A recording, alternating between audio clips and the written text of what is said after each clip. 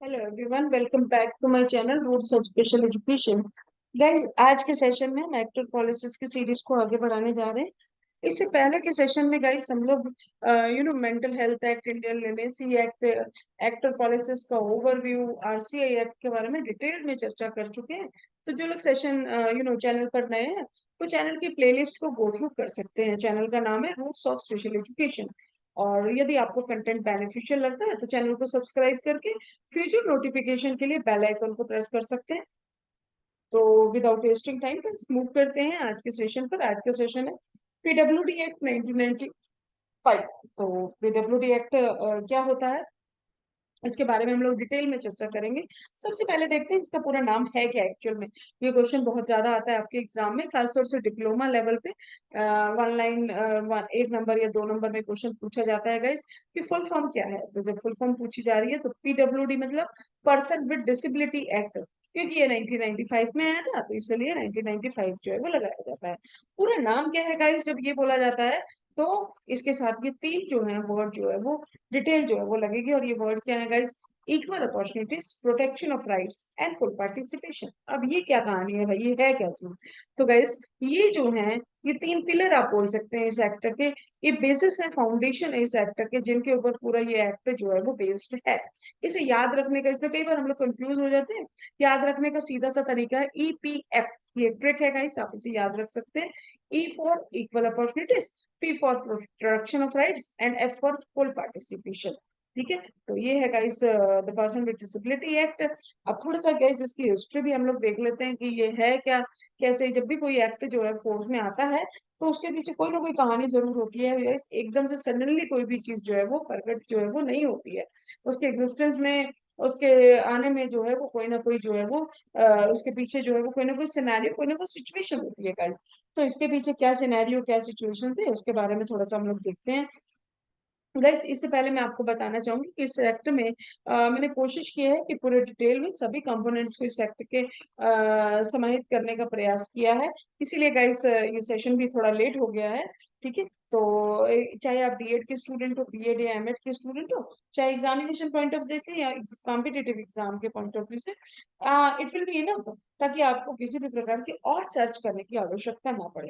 और यदि फिर भी आप इसके बारे में कुछ जानना चाहते हैं तो आप ओरिजिनल जो एक्ट है उसे डाउनलोड करके रीडिंग कर सकते हैं।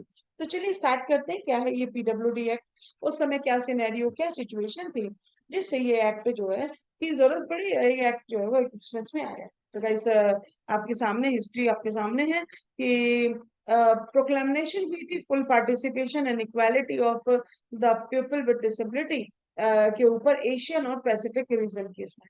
ठीक है, जहां पर एक मीटिंग हुई थी। ये मीटिंग कहाँ हुई थी क्वेश्चन होता है, तो बीजिंग में हुई थी। कब हुई थी?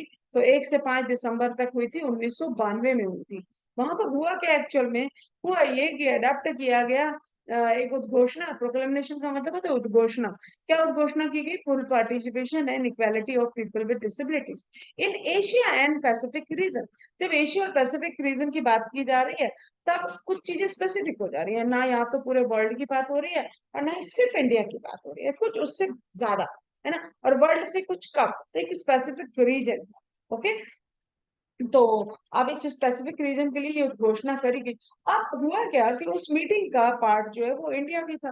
तो इंडिया ने इंडिया को ये इतना इफेक्टिव लगा ये मीटिंग, इसका जो ये घोषणा हुई थी, तो उन्होंने, जो हमारे रिप्रेजेंटेटिव थे गाइस, उन्होंने भी उसके ऊपर साइन कर कि जी हम भी इसे अपने देश में अपनाएंगे।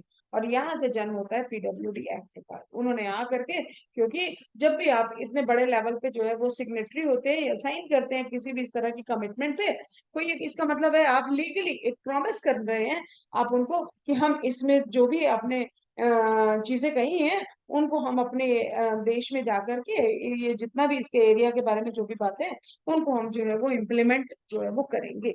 और इस तरह से एक्ट जो है वो फ्रेम आउट हुआ। क्लियर? तो अब आगे मूव करते हैं गाइस कि कुछ एक इम्पॉर्टेंट चीजें हैं इस एक्ट के बारे में, इंट्रोडक्शन आप कह सकते हैं कि सबसे पहले तो ये मोस्ट इंपॉर्टेंट लेजिस्लेशन था पार्लियामेंट के द्वारा in the history of disability movement of India. ठीक है, कब पास हुआ था? तो दिसंबर 1995 में पास हुआ था। फोर्स में कब आया था? फरवरी 1996 में जो है वो लागू हो गया था।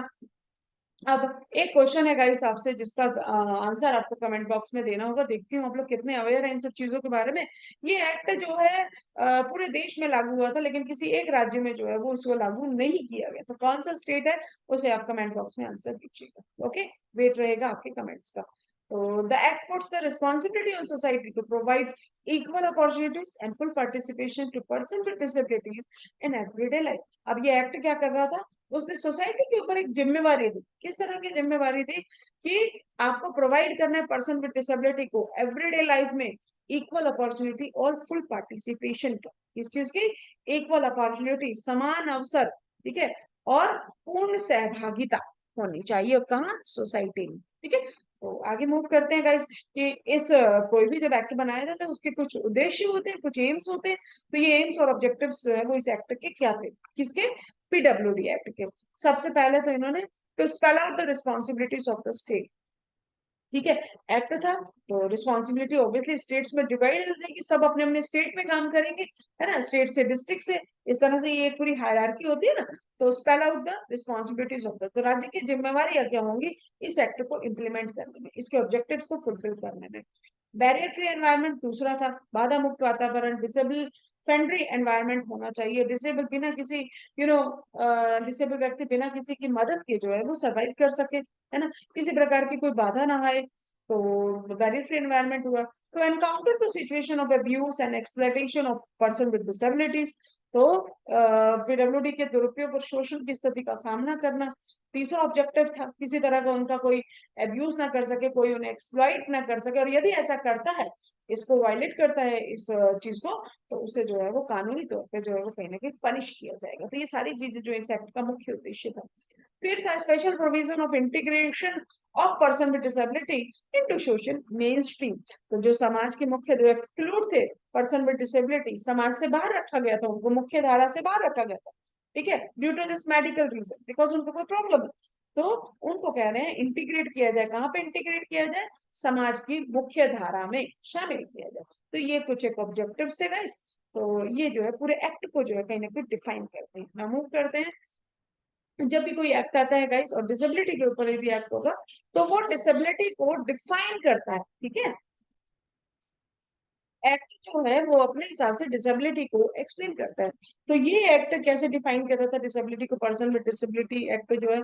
और हर एक्ट जो है गाइस अपने अकॉर्डिंग जो है वो किसको डिसेबिलिटी मानता है, उसके प्रीव्यू में कितने प्रकार की डिसेबिलिटीज आती हैं, है ना। जैसे फॉर एग्जाम्पल आपका person with disability act 7 disabilities को डिसेबिलिटी के दायरे में लेता है।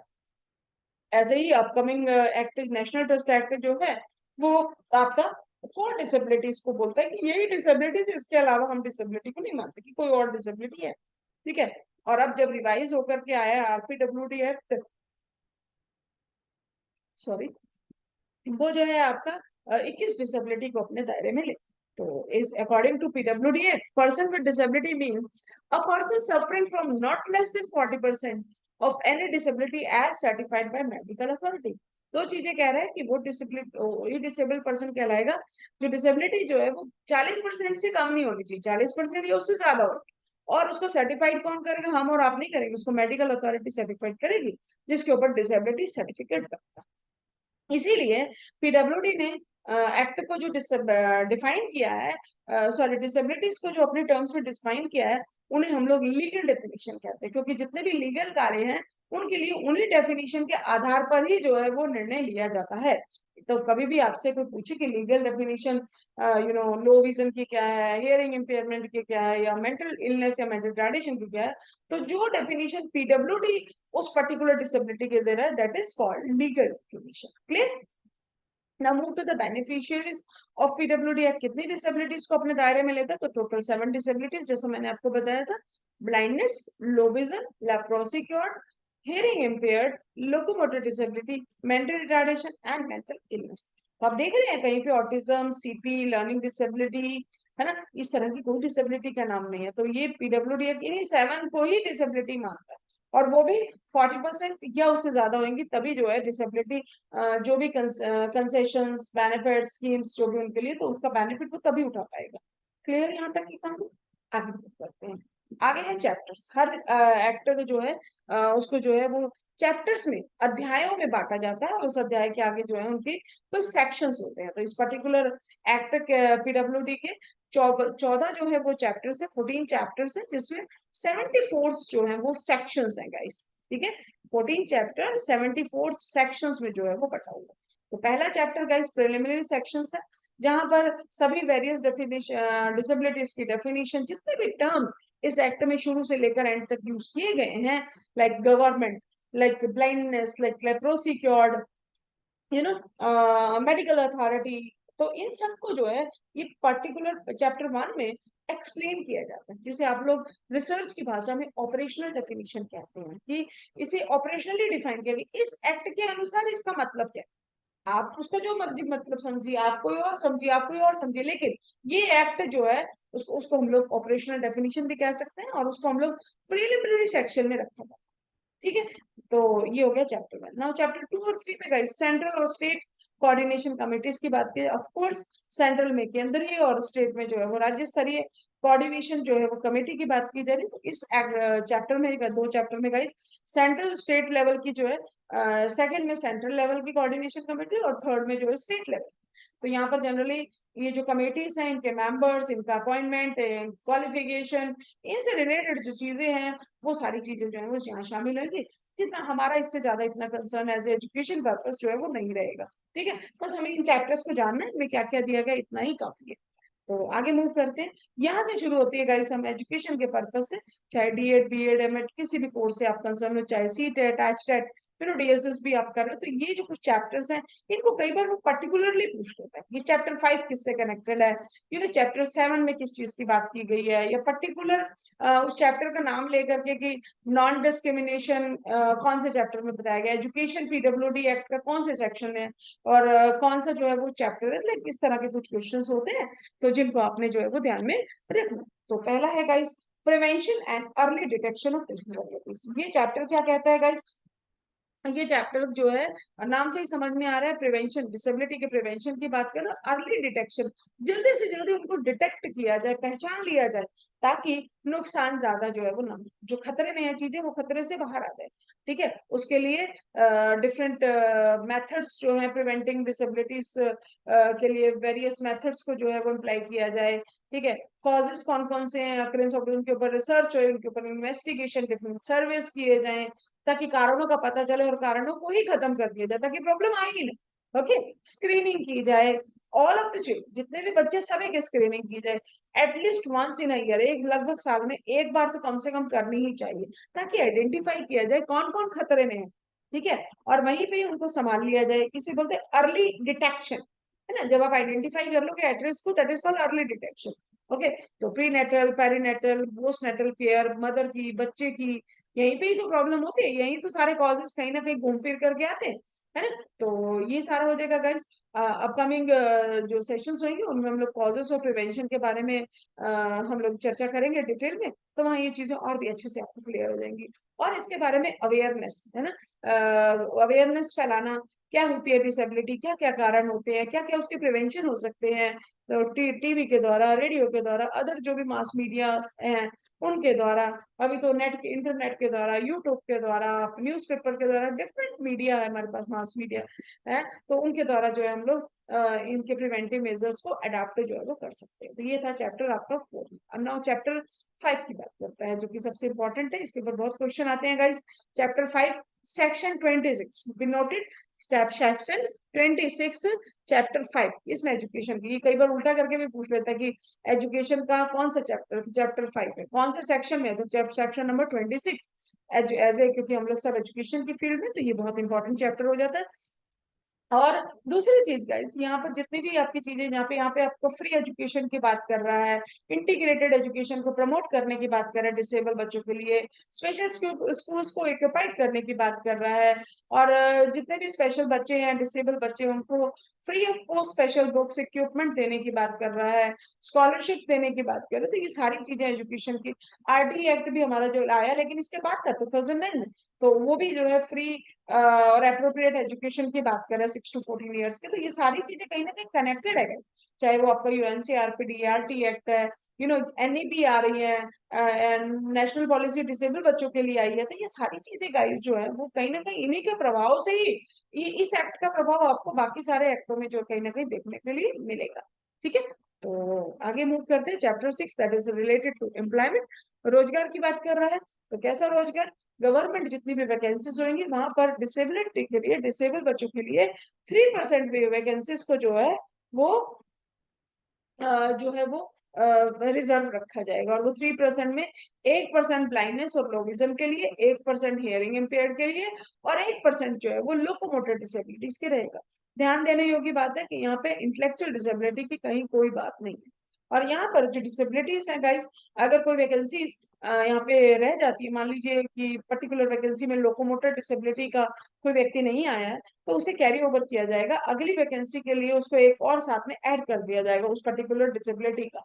ठीक है, उसे जनरली कन्वर्ट नहीं किया जाता है। लेकिन फिर ध्यान दीजिएगा, ये एडमिशन और चीजों की बात ना होकर के गवर्नमेंट जॉब की बात की जा रही है। ठीक है, एम्प्लॉयमेंट की बात है। This is related to chapter 6। Okay, now आगे मूव करते हैं चैप्टर नंबर 7। तो कहानियां तो बड़ी सारी होगी, ये होना चाहिए, ये होना चाहिए, तो होएगा कैसे, है ना? That is comes under affirmative actions. ये अफर्मेटिव एक्शंस क्या होते हैं गाइस? मतलब अफर्मेटिव का मतलब होता है सकारात्मक। सकारात्मक आपके क्या एक्शंस होंगे, है ना?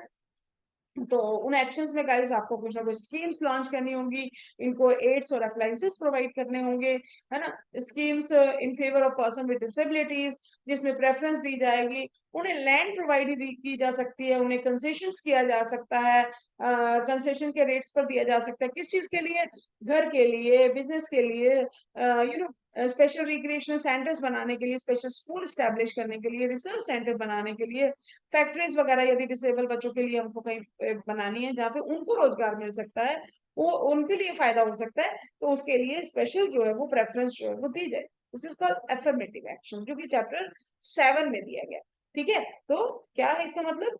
ये पक्ष विकलांग व्यक्तियों के पक्ष में रियायत दर पर भूमि का अधिमान्य जो है आवंटन जो है वो किया जाएगा, उससे रिलेटेड योजना है। अब किस किस चीज के लिए भूमि दी जाएगी वो यहाँ पर आपके सामने दिया गया है। ठीक है, आगे मूव करते हैं chapter 8 that is related to non discrimination. Non discrimination यानी भेदभाव नहीं होना चाहिए। भेदभाव नहीं होना चाहिए, तो कैसे भेदभाव नहीं होगा गाइस? कि किसी भी लेवल पे, चाहे सोसाइटी में है, चाहे जॉब प्लेस पे है, चाहे स्कूल पे है, एक बच्चा दूसरे बच्चे से बात नहीं कर रहा है जी क्योंकि वो विकलांग है, इसलिए हम उसके साथ खाना नहीं खाएंगे क्योंकि वो विकलांग है। ठीक है, आप इस मंदिर में नहीं आ सकते क्योंकि आप विकलांग हो। तो ये सारी चीजें क्या है? डिस्क्रिमिनेशन है, भेदभाव। ये सारी चीजें नहीं होनी चाहिए, है ना? कोई भी ऐसा चीज नहीं होनी चाहिए हमारे एनवायरनमेंट में, सराउंडिंग्स में, जिससे डिसेबल व्यक्ति जो है वो इंडिपेंडेंटली मूव ना कर सके। तो चाहे वो इंफ्रास्ट्रक्चर की बात हो, चाहे वो रेल कंपार्टमेंट की बात हो, बसेस की बात हो, एयरक्राफ्ट की बात हो, यू नो वेटिंग रूम्स हैं, व्हील चेयर्स यूजर्स की बात हो रही है, पब्लिक प्लेसेस की बात है, मंदिर में जाना है, पार्क में जाना है, पोस्ट ऑफिस में जाना है, क्योंकि वहां पे सीढ़ियां हैं, बच्चा मूव ही नहीं कर सकता है, तो वहां पे रैंप हो, है ना, रेलिंग होनी चाहिए, ताकि वो उनको किसी तरह का कोई बैरियर नहीं आना चाहिए। जेब्रा क्रॉसिंग की हम लोग बात कर रहे हैं, उसका जो सरफेस होता है ना, ब्लाइंड पर्सन है, अभी उसको कैसे पता चलेगा क्योंकि वो तो देख नहीं पा रहा है उन चीजों को। उसको रेड लाइट, आपकी जो ट्रैफिक लाइट्स है उनका ही नहीं पता चला कि रेड है, ग्रीन है, येलो है, नहीं है। तो उसको कहीं ना कहीं किसी ऑडिटरी सिस्टम से हमको ऐड करना चाहिए, कोई सिंबल्स ऐसा होना चाहिए जो जैसे उनकी चाहे सेंस ऑफ टच जो है वो ज्यादा काम करती है, किसी भी तरीके से वो उस चीज का जो है वो पता लगा सके, वो बैरियर नहीं बना, क्योंकि वो देख नहीं पा रहा है इसलिए वो रोड नहीं क्रॉस कर सकते, ऐसा नहीं होना चाहिए। तो ये सारी चीजें गाइस आएंगी नॉन डिस्क्रिमिनेशन चैप्टर नंबर 8 में। Move to the chapter number 9 that is research and manpower development. जो यहाँ पर रिसर्च को प्रमोट करने की बात कर रहा है, चाहे वो लोकल अथॉरिटीज को कह रहे हैं कि गवर्नमेंट को प्रमोट करना चाहिए, स्पॉन्सर मतलब कि फाइनेंशियल सपोर्ट करना चाहिए। किस चीज के लिए? रिसर्च। जब स्पेशली रिसर्च को तो वैसे ही प्रमोट करना चाहिए मैन पावर डेवलपमेंट के लिए, लेकिन यहाँ पे स्पेसिफिकली रिसर्च डिसेबिलिटी से कनेक्टेड होगी, like prevention of disability, rehabilitation, CBR, assistive devices की बात करी जाएगी, उनके डेवलपमेंट की बात होगी, साइकोलॉजिकल टेस्ट के डेवलपमेंट, जॉब आइडेंटिफिकेशन, है ना, on site modification in offices और फैक्ट्रीज की बात होगी। तो इस तरह के रिसर्च को जो है वो प्रमोट किया जाएगा। ऐसे रिसर्च जो हमारे ये जो एक्ट के जो प्रावधान है उनको इम्प्लीमेंट करने में सहयोग दे, तो ऐसी रिसर्च को जो है गवर्नमेंट जो है वो लोकल अथॉरिटीज जो है वो क्या करेंगी, प्रमोट भी करेंगी और स्पॉन्सर भी करेंगी। स्पॉन्सर मतलब फाइनेंशियल, है ना, सपोर्ट जो है वो की जाएगी, पैसे की सपोर्ट की, बिना पैसे के तो कुछ नहीं होगा ना। तो वो सपोर्ट जो है वो कौन करेगी, गवर्नमेंट और उनके थ्रू लोकल अथॉरिटीज करेंगी। ठीक है, तो वो था chapter number 9, research and manpower development. Now chapter number 10, recognition of institution for person with disabilities. ठीक है, तो कोई भी इंस्टीट्यूशन बना, अगर पर्सन विद डिसेबिलिटी, चाहे वो गवर्नमेंट हो चाहे वो एनजीओ हो, चाहे कोई प्राइवेट ऑर्गेनाइजेशन, उनको जब आप वो इंस्टीट्यूशन आप कर रहे हो तो आपको उसको रजिस्टर्ड कराना जो है वो बहुत जरूरी है। ठीक है, रजिस्ट्रेशन, पंजीकरण जो है वो जरूरी होगा। तो उसका सारा डिटेल, क्या कंडीशंस होंगी पंजीकरण की, कैसे होगा, कौन करा सकता है, क्या फॉर्मेट होगा, क्या सारी चीजें, कैसे रिन्यू, और ये सारी चीजें जो है आपकी चैप्टर नंबर 10 में जो है वो दी गई। इसीलिए आप किसी भी स्पेशल स्कूल में चले जाइए, उनके पास में पीडब्ल्यूडी का सर्टिफिकेट जरूर देखने के लिए मिलेगा, अदरवाइज वो इंस्टीट्यूट रन ही नहीं कर सकते हैं। ठीक है, और उसका एक पर्टिकुलर समय होता है, आई थिंक 3 साल या 5 साल, उसमें आपको जो है वो रिन्यू जो है वो कराना भी बहुत जरूरी है। ऐसा नहीं है एक बार वन टाइम जो है आपका योगा कि एक बार आपने ले लिया तो आप जो मर्जी करिए, नहीं, उसको रिन्यू कराना होगा। रिन्यू कराने के लिए आपका कुछ सर्टेन इंस्पेक्शन, कोई पैरामीटर्स, उसके बेसिस पे वो आपको उसको रिन्यू करेंगे। That is chapter number 10, recognition of institution for PWD. Now, chapter number 11, institution for person with severe disability. क्योंकि आपको पीछे याद होगा, माइल्ड मॉडरेट के लिए तो हम कह रहे हैं कि भाई उनको तो मेन स्ट्रीम में लेकर के आया जाए, लेकिन सीवियर और जो प्रोफाउंड बच्चों की बात करें तो वो जो है मेन स्ट्रीम में नहीं आ पा रहा, तो उनके लिए क्या होना चाहिए, institution for person with severe disability, उनके लिए स्पेशल स्कूल्स, इंस्टीट्यूशन जो है वो अरेंज होने चाहिए। तो the appropriate government may establish and maintain institution for person with disability, कौन से person with severe disability at such places as it thinks fit, ऐसे प्लेसेस डिजाइन करने चाहिए जहां पर वो फिट हो सके, जहां पर उनको प्रॉपर जो है वो ट्रेनिंग मिल पाए। ठीक है, अब सीवियर डिसेबिलिटी क्या होती है, बहुत सारे हमारे दिमाग में आते हैं। तो जनरली एक से ज्यादा डिसेबिलिटी, जिसे आप लोग मल्टीपल डिसेबिलिटी कहते हैं, या फिर person with severe disability means 80% disability, लगभग 80 से ज्यादा परसेंट जब डिसेबिलिटी होती है तो वो सीवियर परसेंट डिसेबिलिटी में जो है वो, क्लियर, 40% से ज्यादा होगा तो आपका डिसेबिलिटी में आएगा आपका, लेकिन जब 80% से ऊपर है तो आपका वो किस में आ जाएगा, सीवियर डिसेबिलिटी में। और कौन सी होगी सीवियर डिसेबिलिटी, जब एक से ज्यादा डिसेबिलिटी, क्लियर। तो इन सब चीजों के बारे में चैप्टर नंबर 11, आपको बस इतना ही ध्यान रखना, सीवियर डिसेबिलिटीज के इंस्टीट्यूशन की बात 11 नंबर चैप्टर में दी गई है। नाउ चैप्टर नंबर 12 में the chief commissioner for PWD. तो अब ये कमिश्नर्स के द्वारा सारा काम होगा, तो अब चीफ कमिश्नर जो उन सबके ऊपर मुख्य होगा वो कौन होगा, वो सेंट्रल गवर्नमेंट के द्वारा अपॉइंट होगा चीफ कमिश्नर। ठीक है, और वो चीफ कमिश्नर जो है वो डिसेबिलिटी के पर्पज से रखा जाएगा, disabilities for the purposes of this act. ठीक है, उसको अपॉइंट किया जाएगा, और ये पर्सन कौन होगा, ऐसा कोई भी आप नहीं बना सकते, कोई मिनिस्ट्री से हो या कोई और किसी तरीके से आप उसे अपॉइंट कर ले, किसी भी व्यक्ति को नहीं, किसी भी फील्ड के व्यक्ति को, नो, वो जो चीफ कमिश्नर होना चाहिए गाइस, जो डिसेबिलिटी के लिए कार्य करेगा, वो आपका जो है उसको फील्ड का एक्सपीरियंस होना, स्पेशल नॉलेज और practical experience in respect of manners related to the rehabilitation, वो होना जो है वो बहुत जरूरी है, तभी उसका जो है वो अपॉइंटमेंट होगा। तो ये उसकी, अब ये समझ सकते हैं क्वालिफिकेशन या क्राइटेरिया। ठीक है, अब ये चीफ कमिश्नर क्या करेगा, कोऑर्डिनेट करेगा the work of the commissioner, जितने भी कमिश्नर्स हैं उनके वर्क्स को कोऑर्डिनेट करेंगे। अब कमिश्नर्स के जनरली वर्क्स क्या होगा गाइस, उनका वर्क्स होगा जनरली एनुअल रिपोर्ट्स प्रिपेयर करना या इंस्पेक्शंस करना, कि ग्राउंड लेवल पे रियलिटी में एक्चुअल में जो जो प्रोविजन है वो लागू हो रहे हैं नहीं हो रहे, वो एक्चुअल में जन साधारण तक वो चीजें पहुंच रही है नहीं पहुंच रही, तो ये उनका कार्य है, उसको इंस्पेक्ट करना, उसकी रिपोर्ट तैयार करना, और चीफ कमिश्नर इन सबको कोऑर्डिनेट करेगा। क्लियर, तो इसकी डिटेल जो है वो सारा चैप्टर नंबर 12 में या 12 में दी। Now chapter number 13, this is also important, social security. यहाँ पर बात कर रहे हैं सोशल सिक्योरिटी की। तो ये जितने भी एक्ट हैं उनको वो सिक्योरिटी, सिक्योर होना चाहिए उनको वो चीजें, तो यहाँ पे basically issue on insurance, insurance schemes की बात करेंगे, वो सोशल सिक्योरिटी इंश्योर होनी चाहिए। ठीक है, और social insurance scheme for social security and unemployment allowances की बात। अब आपने शिक्षा तो ले ली, ठीक है, लेकिन आपको क्या है कि शिक्षा ले ली लेकिन अब आपको रोजगार नहीं मिल रहा, और आप उधर से विकलांग भी हैं, तो आपको इंश्योरिटी मिलनी चाहिए, आपको अनएम्प्लॉयमेंट बेरोजगारी भत्ता जो है वो मिलेगा। ठीक है, बहुत सारी बीमा योजनाएं हैं, चाहे वो वोकेशनल लेवल पे आप कोई अपना रोजगार खोलना चाहते हैं, तो इस तरह की बहुत सारी चीजें जो है वो सोशल सिक्योरिटी, और सोशल सिक्योरिटी में अगर कोई भी इनके अधिकारों का हनन ना करे, उन्हें वायलेट ना करे, एक्सप्लॉइट ना करे, तो ये सारी चीजें जो है चैप्टर नंबर 13 में डिटेल में दे रखे हैं। मैं चैप्टर नंबर 14 है ना, 14 देखिए मैं लिखना भी भूल गई, जब 14 है गाइस ये लास्ट चैप्टर, तो ये थोड़ा सा हट करके है। यहाँ पे बहुत सारे चैप्टर, सभी लगभग एक्ट में ऐसी बहुत सारी चीजें होती हैं जो मेन जो चैप्टर्स में वो छूट जाती है। तो जितने भी अदर इश्यूज हैं जो इन 13 चैप्टर में कवर नहीं हुए हैं, वो गाइस इस मिसलेनियस चैप्टर में, जो कि चैप्टर नंबर 14 है, उसमें कवर अप होंगे। तो गाइस ये थे चैप्टर 14। ठीक है, ये वेबसाइट का लुक है आपका, जो कि department of empowerment of person with disability, Divyangjan, government of India, ministry of social justice and empowerment के अंडर आता है गाइस।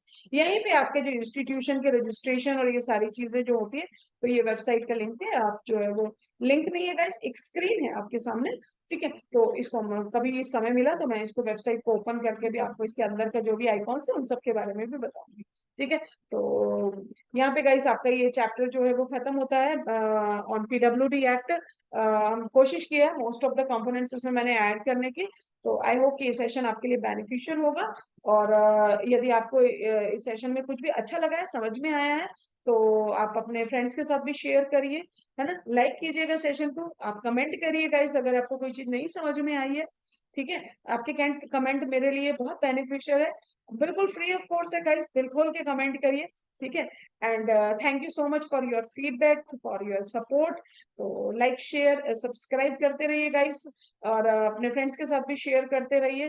और थैंक यू सो मच। अगला सेशन जो है वो NTF 1992 पर होगा, तो stay tune with the channel. Thank you so much guys, thank you so much.